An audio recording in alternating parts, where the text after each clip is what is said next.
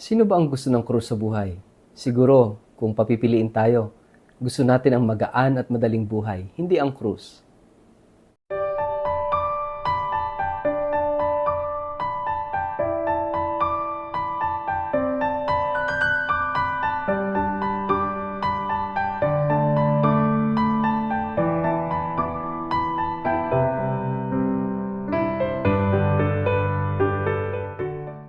Ang mabuting balita ng Panginoon ayon kay San Juan, wala pang sino mang umakyat sa langit, kundi ang bumaba mula sa langit, ang anak ng tao.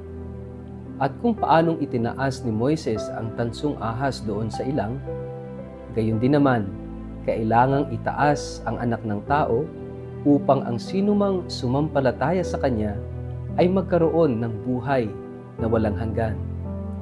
Sapagkat gayon na lamang ang pag-ibig ng Diyos sa sangkatauhan, kaya't ibinigay niya ang kanyang kaisa-isang anak upang ang sinumang sumampalataya sa kanya ay hindi mapahamak, kundi magkaroon ng buhay na walang hanggan.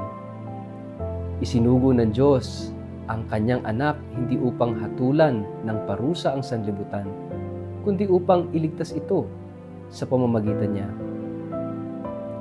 Ang mabuting balita ng Panginoon.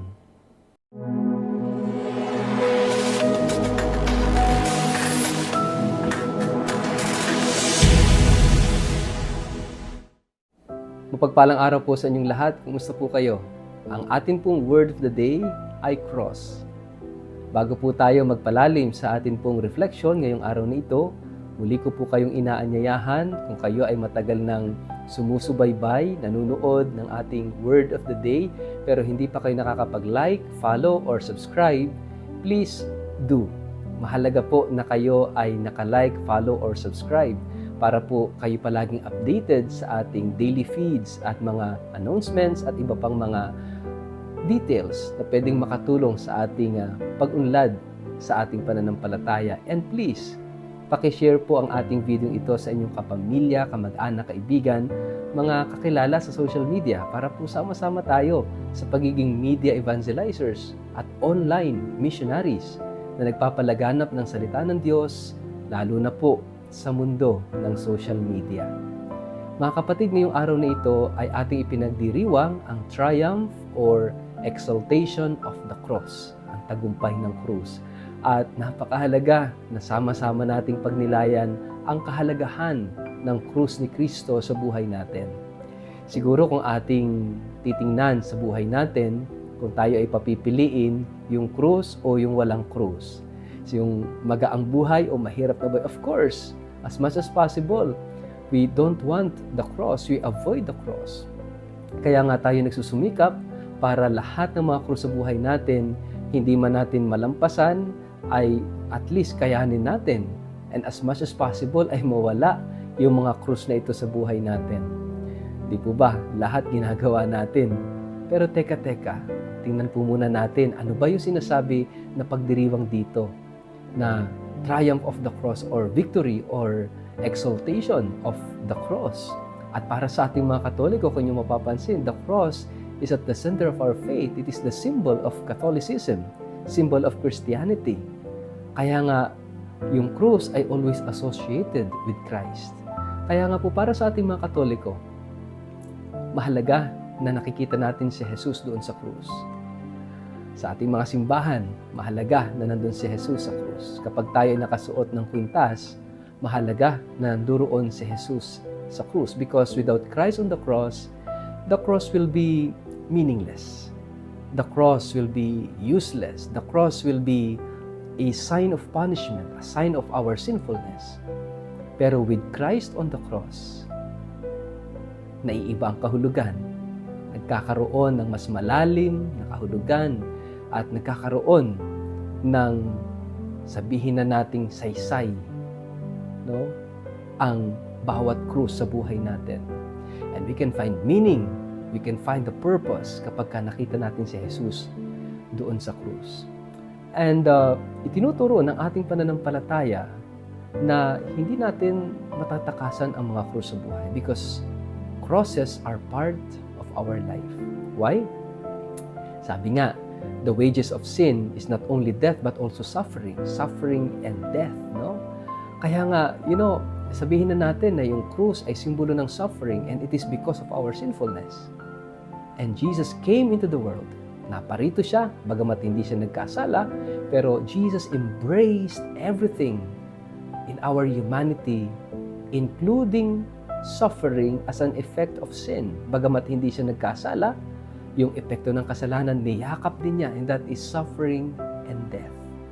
It is God's wisdom, sabi nga ni St. Paul, para sa mundo, ang krus ay kabaliwan, ang krus ay kahangalan. Sino ba naman ang yayakap sa krus? Sino ba naman ang gustong maghirap? Sino ba naman ang gustong magpakasakit? Wala. Hangal lang, kabaliwan yan. As much as possible, we have to run away, we have to escape from the cross. And I think it is only Jesus who freely embraced the cross. Why? To make it different. Para sa atin, yung krus natin sa buhay, mga kapatid, it is but proper to us. Para sa atin yun eh. Why? Dahil sa ating kasalanan, sapat lang at tama lang na tayo magdusa. Because sufferings and death are effects of sin. Ang Panginoon, hindi naman eh. Hindi siya nagkasala. Kaya bakit kinakailangan niyang magdusa at mamatay? It is by His own free will, by choice, that He wanted to suffer and die for us. Para ano? Para tubusin tayo. Saan? Sa kasalanan natin. At yung kasalanan ay sakupin ng Kanyang pagmamahal. His love that is powerful than sin, His love that is more powerful than death and suffering. Ang pinagdiriwang natin, mga kapatid, is the triumph of God's love, the victory of God's love. It is not the victory of sin, it is not the triumph of the evil one, but the victory, the triumph of God's love for us. Kaya nga, para sa ating mga Katolikong Kristiyano, the perfect symbol for love is the cross. Kaya nga, sa tuwin ng nakikita natin ang krus, mahalagang nandun si Jesus. Sapagkat si Jesus, ang pag-ibig ng Diyos, ang nagkatawang taong Diyos. Siya yung pag-ibig. Siya ang tumubos sa atin. Kaya nga mga kapatid, central to the life of a Catholic, of a Christian, is love. Perfected on the cross. Kaya nga mga kapatid, kapag tayo ay may mga krus na pinagdaraanan sa buhay, let us endure every suffering, every pain with love.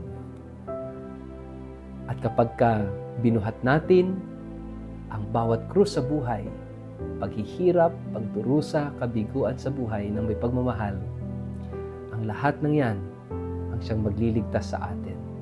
Dahil ating iniuugnay ang ating krus sa krus ni Kristo. Kaya nga mga kapatid, huwag tayong matakot sa krus.